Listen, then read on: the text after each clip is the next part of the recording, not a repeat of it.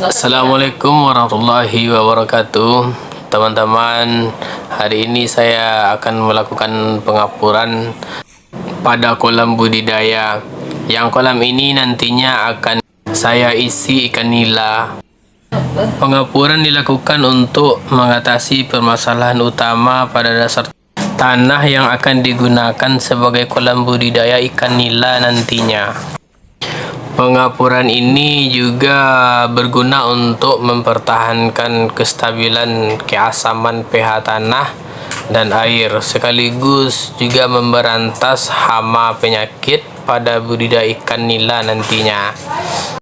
Untuk kita ketahui, pengapuran merupakan tindakan yang penting dalam memperbaiki kesuburan tanah kolam, terutama pada masalah keasaman tanah atau air kolam nantinya.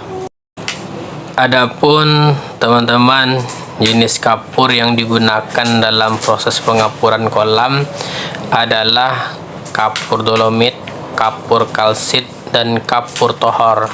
Sedangkan saya di sini menggunakan kapur dolomit yang saya beli di toko pertanian terdekat. Untuk dosis kapur yang akan ditebar harusnya sesuai dengan kebutuhan kolam, karena apabila dosisnya tidak sesuai justru akan memberi dampak buruk bagi kualitas tanah.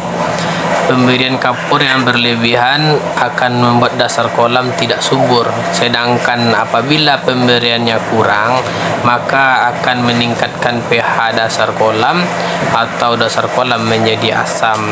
Teman-teman, proses pengapuran sebaiknya dilakukan pada pagi hari, sebab pada pagi hari kadar CO2 lebih tinggi sehingga dapat mempercepat reaksi kapur dengan tanah.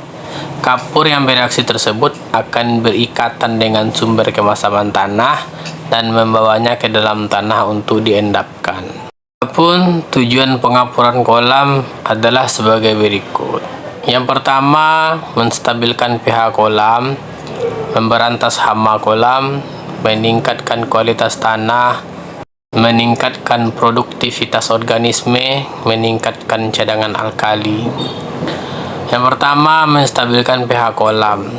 Pengapuran dilakukan untuk memperbaiki keasaman atau pH dasar kolam yang akan dijadikan sebagai wadah budidaya ikan nantinya. Dalam kolam yang memiliki pH rendah dapat menyebabkan rendahnya pH air kolam, di mana hal tersebut akan berpengaruh terhadap kondisi ikan yang dibudidayakan. Yang kedua, memberantas hama kolam.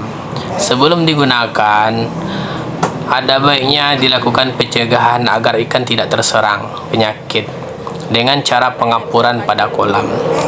Pengapuran dilakukan untuk memberantas hama pada saat persiapan kolam, sehingga dapat memutus rantai hama dan penyakit pada kegiatan budidaya.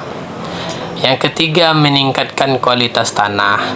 Pengapuran akan membuat susunan dasar tanah pada kolam budidaya menjadi lebih baik, sehingga proses pertukaran dan peredaran udara di dalam tanah dapat berlangsung dengan baik.